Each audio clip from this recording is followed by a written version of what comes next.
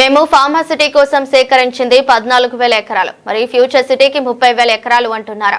మిగతా 16,000 ఎక్కడి నుండి వస్తారో? అది కండిషనల్ భూసేకరణ. ఫార్మాసిటీ కోసం భూములు ఇచ్చిన రైతులందరూ చూస్తున్నారు. వారికి మీరు స్పష్టత ఇవ్వాల్సి ఉంటుంది. మూసీ సుందరీకరణ 1,50,000 కోట్లు అని రేవంత్ రెడ్డి పలుమార్లు చెప్పారు. శ్రీధర్ బాబు ఇక్కడ జీపీఆర్ పెట్టకుండా 3,297 ఎకరాల గురించి మాట్లాడకుండా ఉన్నాడంటేనే 1,50,000 కోట్ల భూములు కొల్లగొట్టడానికే మూసీ ప్రాజెక్ట్ అని స్పష్టం అర్థమవుతోంది. ఆ దోపిడీకి మేము వ్యతిరేకం తప్ప మూసీ పునరుజ్జీవానికి కాదు. మీరు ఎన్ని చెప్పినా మూసీకి గోదావరి జలాలు తెచ్చింది మేము, ఎస్టీపీలు కట్టింది మేము, మీరు ఇచ్చే డబుల్ బెడ్రూమ్ ఇండ్లు కట్టింది మేము, మూసీ పునరుజ్జీవం ప్రారంభించింది కూడా మేమే అని కేటీఆర్ అన్నారు.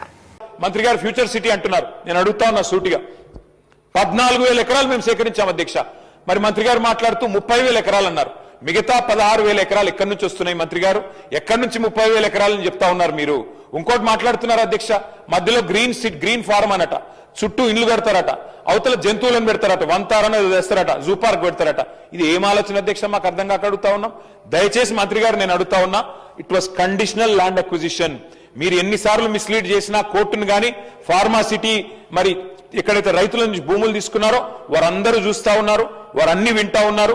ఏ దురుద్దేశంతోనైతే, ఏ రియల్ ఎస్టేట్ యావతోనైతే మీ ప్రభుత్వం ఇవాళ పనిచేస్తున్నదో ఇది ప్రజలు చూస్తా ఉన్నారు. మంత్రి గారు తప్పకుండా ఈ విషయంలో ఫ్యూచర్ సిటీ విషయంలో కూడా మీరు స్పష్టత ఇవ్వాలని చెప్పి కూడా కోరుతూ చివరిగా నేను ఒకటే అడుగుతా ఉన్నా అధ్యక్ష, ఈ ప్రభుత్వాన్ని మూసీకి 1,50,000 కోట్లు అని చెప్పి ముఖ్యమంత్రి గారు ఒకసారి కాదు అధ్యక్ష 4 సార్లు చెప్పారు.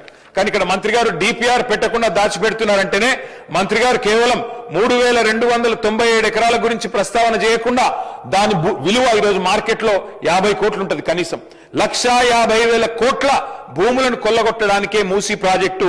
ఆ దోపిడీకి మేము వ్యతిరేకం తప్ప మూసీ పునరుజ్జీవనానికి కాదు.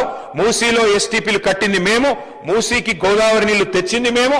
మీరు ఎన్ని చెప్పినా కొండపోచమ్మ, మల్లన్న సాగర్ నిర్మాణం చేసింది మేము, కాళేశ్వరం జలాలు తెచ్చింది మేము, ముమ్మాటికి మూసీలో మీరిచ్చే డబుల్ బెడ్రూమ్ ఇల్లు కట్టింది మేము, మీరు తెచ్చే గోదావరి జలాలు తెచ్చింది మేము, అట్లాగే ఎస్టీపీలు కట్టింది మేమే, మూసీ పునరుజ్జీవం ప్రారంభించింది మేమే.